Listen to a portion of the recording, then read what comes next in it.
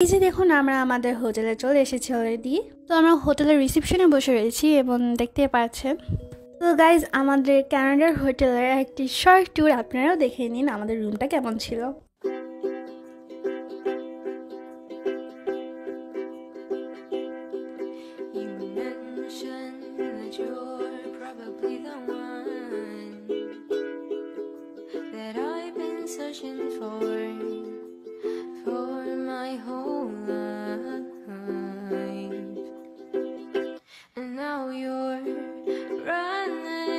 Inside my mind 24/7, but I don't really blame you, 'cause you're my one and only, and I hope you understand my love for you is unconditional.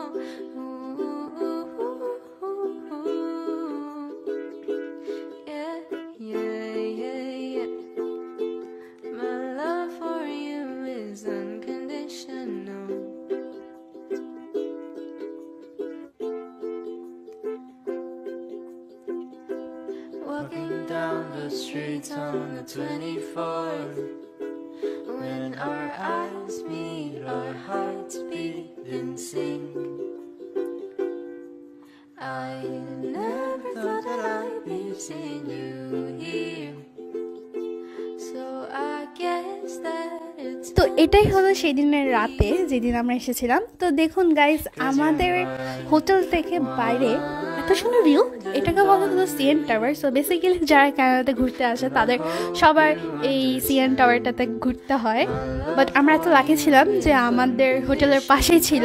So আমরা আমাদের হোটেলের পাশ থেকেই আমরা এই ভিউটা পেয়ে গিয়েছিলাম এবং আমাদের হোটেল থেকে অনেক সুন্দর ভিউ দেখা যেত এবং লাইক নিচের সব কিছু দেখা যায় এবং স্টাফ।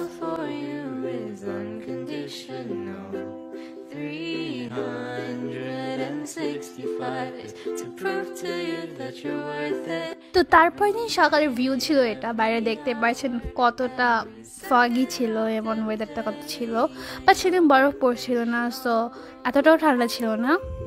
এবং বাসে থাকলে তো ঠান্ডা বোঝাই যায় না, কারণ যেহেতু বাসার মধ্যে সারাক্ষণ 24 আওয়ার হিটার অন থাকে। তো আমরা দিন আমরা হলাম বের হয়েছিলাম কিছু স্ন্যাক্স কেনার জন্য। সো এটা সেদিন আবার বরফ পড়ছিল, তো আমি নিলাম। এই যে দেখতে পাচ্ছেন আমি বরফে এত হ্যাপি ছিলাম যে আমার হাসি দেখে আপনারা হয়তো বুঝতে পারবেন।